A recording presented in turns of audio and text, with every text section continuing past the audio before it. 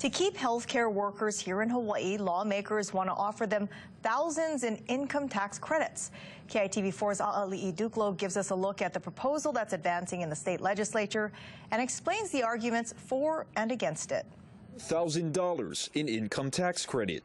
That's the amount state lawmakers are considering in House Bill 2437 to offer licensed doctors and nurses actively practicing in Hawaii. Daniel Ross, longtime nurse at Queens Medical Center and president of the Hawaii Nurses Association, supports the measure, calling it one tool to address the state's nursing shortage. Ross adds there are hundreds of mainland nurses on temporary contracts right now to bolster hospital staffing. Without them, we would be in dire straits. If passed, the Department of Commerce and Consumer Affairs would be tasked with certifying claims.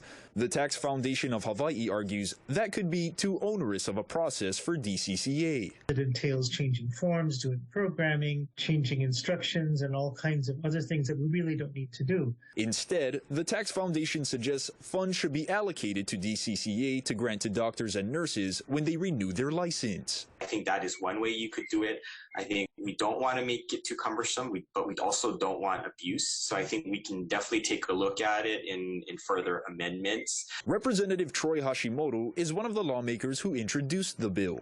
He says another avenue to help recruit more healthcare workers is by creating more nursing programs. Chaminade University rolled out its new 20-month accelerated nursing program in January for students who have already completed their prerequisite credits. That will enable us to move towards getting them into the workforce more quickly than, say, a traditional program student who comes straight out of high school and completes the program in 4 years. But Ross claims there isn't a shortage of graduates. He says they aren't being hired because employers are seeking experienced workers.